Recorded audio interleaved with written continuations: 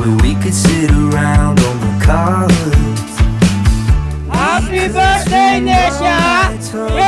Good! About things we won't remember.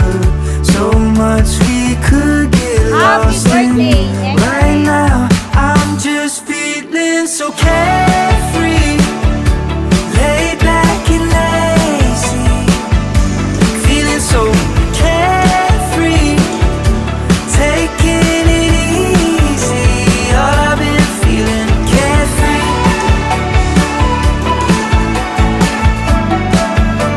I'm just feeling so carefree, easy, feeling so carefree, taking it easy. All I've been feeling carefree. Kamu na mag-asawa ka lang. Kung di mo pag-aaral mo.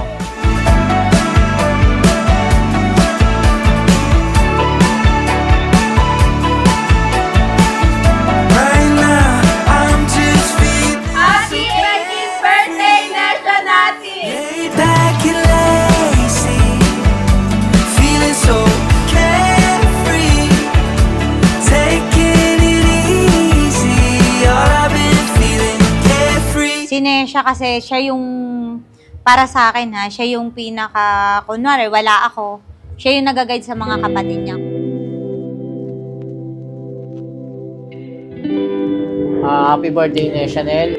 Uunahin mo si God kahit anong bagay. Rudel, syempre, laging nakagabay kami sa'yo. Ano mang pangarap mo sa buhay, dito lang kami. Susuportahan ka namin. I love you. As it rose, that reminds me of you. Oh, so precious, with thorns that could hurt me. You know I don't lie. Salamat sa pag-makeup mo sa aming magpisan. Sa mga outfit mo ay talagang solid na solid ka. You deserve all the kindness, the love, and care in this world.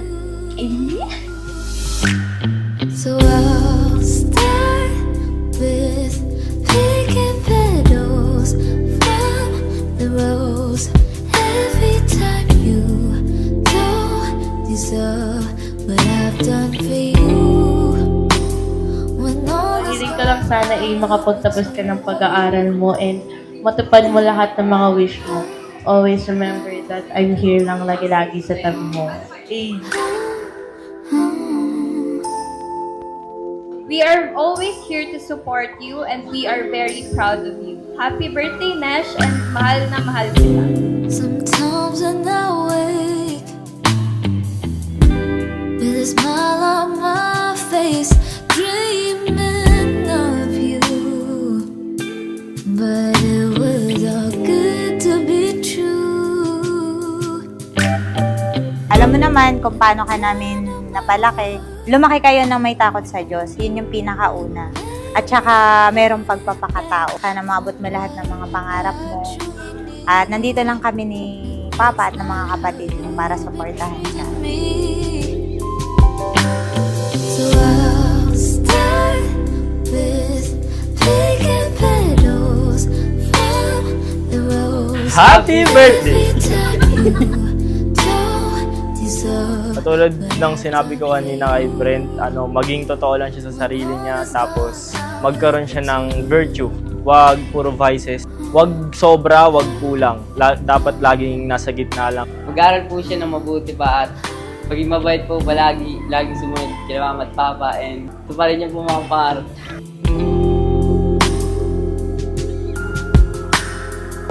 God bless you and marami pa sanang blessing para sa'yo. There goes another. Basta huwag ka mo lang mag-boyfriend ha. And just like that, I'm gone. Alam ko sa teenage years mo, maraming mga desisyon na alanganin ka or di mo alam kung tama bang gagawin. Lagi mo lang i-trust na desisyon ng mga parents mo, lagi mong pakikinggan. Kasi lahat siya napagdaanan na nila. Siya yung Parang sobrang graceful sa mga anak namin. Madiskarte. Pagdating lalo na yan sa mga okasyon, siya yung nagmamanage talaga.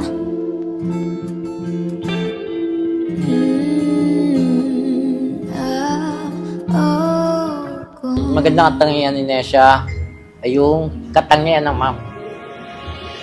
I used to spend my days waiting for the shoe to drop.